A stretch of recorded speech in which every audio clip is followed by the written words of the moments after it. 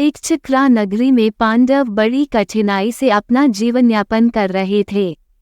उस नगरी के समीप एक गुफा में एक अत्याचारी राक्षस रहता था।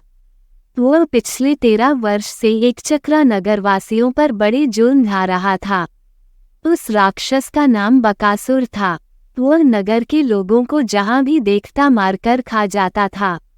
उसके अत्याचार से घबराकर वहां के लोगों ने मिलकर बकासुर से प्रार्थना की थी कि प्रति सप्ताह उसे जितनी मदिरा, मांस, अन्न, दूध, दही चाहिए वो उसे एक बैलगाड़ी में भरकर भेज दिया करेंगे।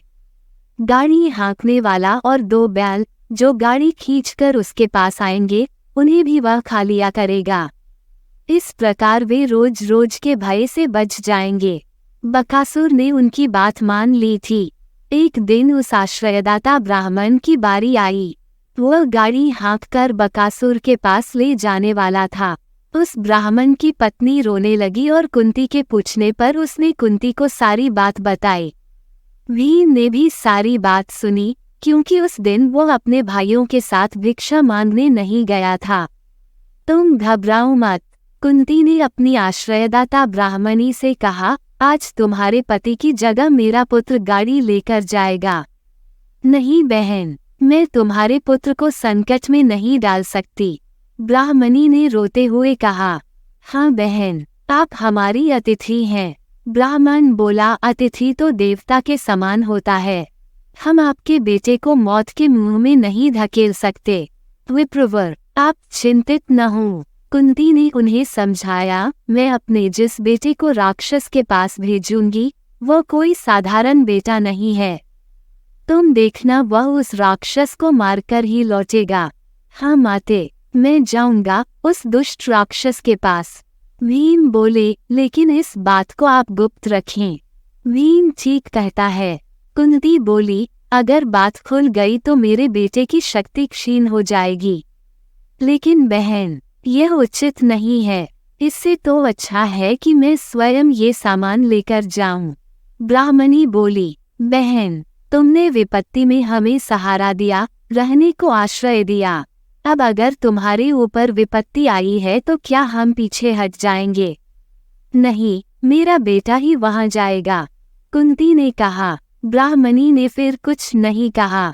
नगर के लोग गाड़ी में मांस, मदिरा, दूध और दही के घड़े भरकर ब्राह्मण के द्वार पर ले आए। गाड़ी में 2 काले बैल भी जुते थे। भीमसेन तत्काल गाड़ी में बैठ गए और गाड़ी को हाँककर ले चला।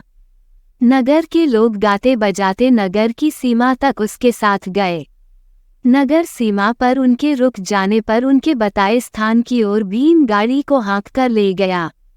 गुफा के पास पहुंचकर भीमसेन ने देखा, जगह जगह हड्डियां बिखरी पड़ी हैं और रक्त के छींटे चट्टानों पर गिरकर सूख गए हैं। चारों तरफ बदबू फैली थी। भीमसेन ने गुफा के द्वार पर गाड़ी रोकी और आराम से बैठकर साथ लाए भोजन को चट करने लगे। उधर राक्षस भूख से तड़प रहा था।